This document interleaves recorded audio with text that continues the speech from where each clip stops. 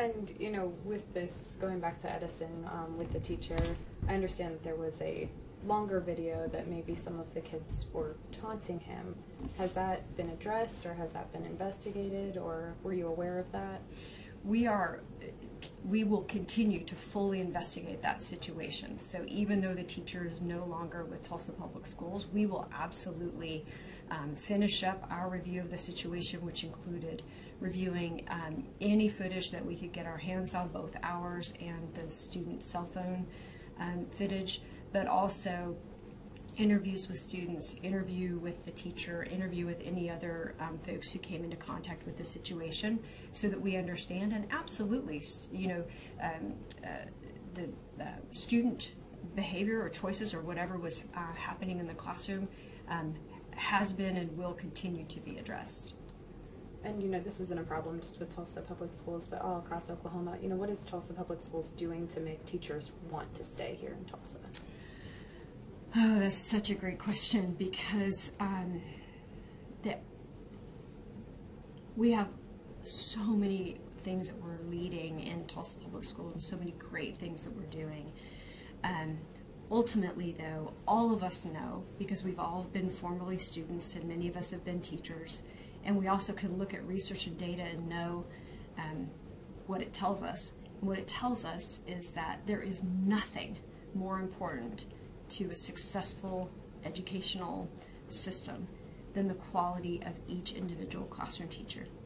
When they go in that room and it's that teacher and those students, that's where the magic happens. And so we have to hold on to great teachers. It is really hard to be a teacher, period. Very challenging responsibility, but it's really, really hard to be a teacher in Oklahoma right now. We do not compensate our teachers as professionals, and I think that's like widely known at this point.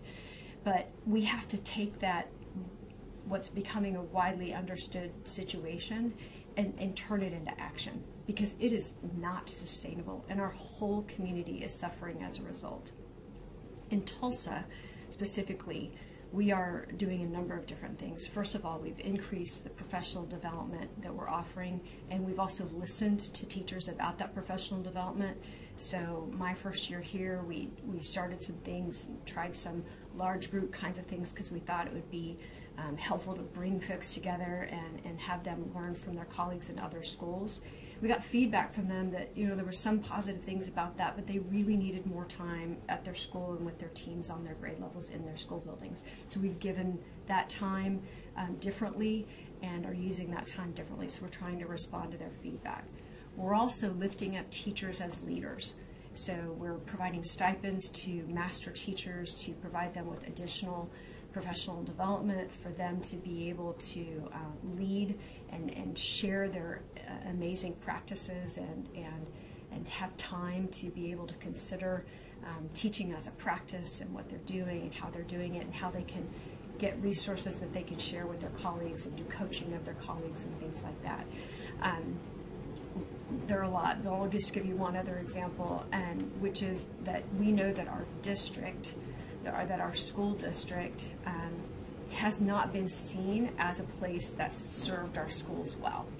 And so we have created in the district a whole initiative around how all of us in the district office can understand and act like and serve like we exist only in the service of our teachers and students in schools, because that is truly the only reason any of us exist.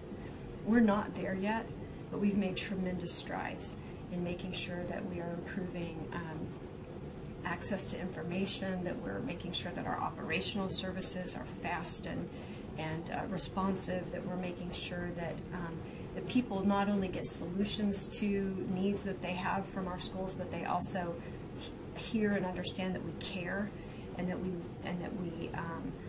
want to quickly resolve their problems so they can get back to the business of teaching and learning. And I know you're very busy, but is there anything else that you want to say to the parents, you know, ahead of this meeting tonight? I do. What I want to say is that my door is open, and I hope that our teachers and our parents know the many avenues that they have to share information with us. I stand ready to respond. We have actually already internally will be coming into Edison to work with our teachers. I have a meeting this afternoon with teachers. In fact, that might be where I'm being called to go, right? Okay. So we are going to continue to do that. And then, like I said, I've offered to the PTA president to sit down with her and her board, and then from there we'll go on from there to make improvements.